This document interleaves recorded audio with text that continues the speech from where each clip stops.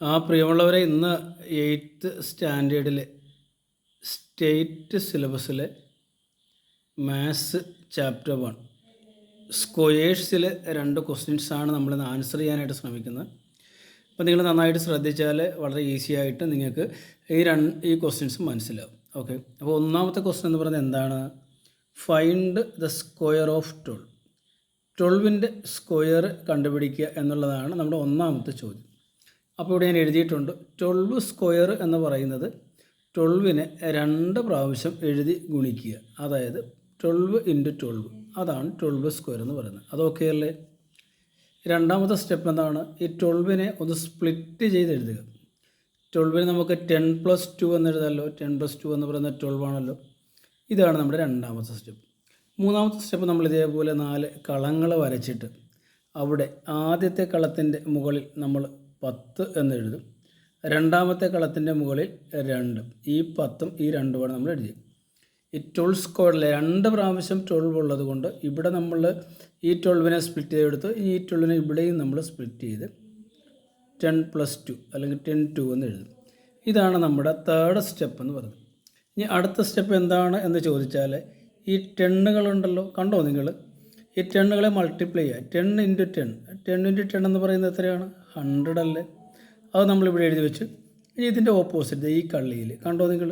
അവിടെ നമ്മൾ ഈ രണ്ടും കൂടെ മൾട്ടിപ്ലൈ ചെയ്യുക. അതായത് 2 × 2 മീൻസ് 2 സ്ക്വയർ അല്ലേ? 2 × 2, അത് നമ്മളിവിടെ 4 എന്ന് എഴുതി അല്ലേ?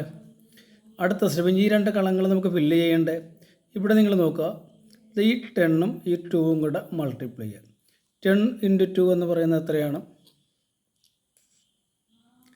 20 അല്ലേ?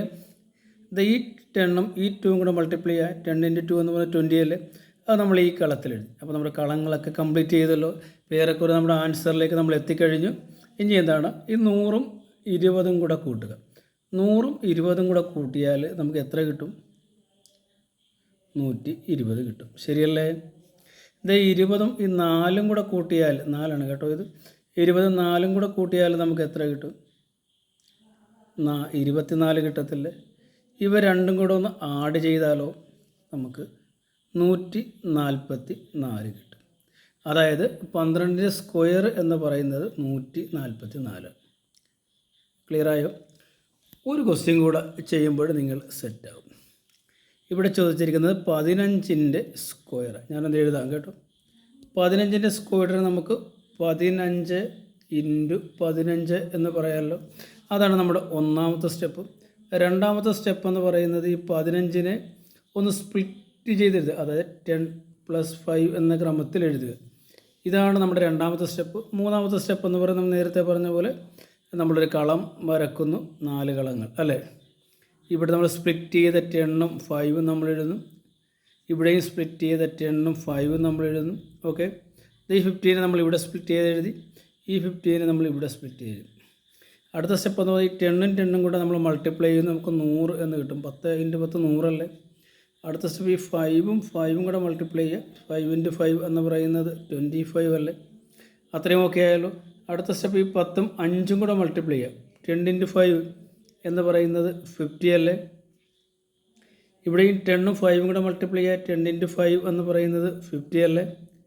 ഇത്രയും നമ്മൾ കാര്യങ്ങളൊക്കെ ഏറെ എളുപ്പമായി. ഇനി എന്താണ്? ഈ 100ഉം 50ഉം കൂടെ കൂട്ടുക. 100ഉം 50ഉം കൂടെ കൂട്ടിയാൽ 150 കിട്ടും. ഇവിടെ ഈ 50ഉം 25ഉം കൂടെ കൂട്ടുക. 50ഉം 25ഉം കൂട്ടിയാൽ 75 കിട്ടും. അടുത്ത സ്റ്റെപ്പ് ഇവ രണ്ടും ആഡ് ചെയ്യുക.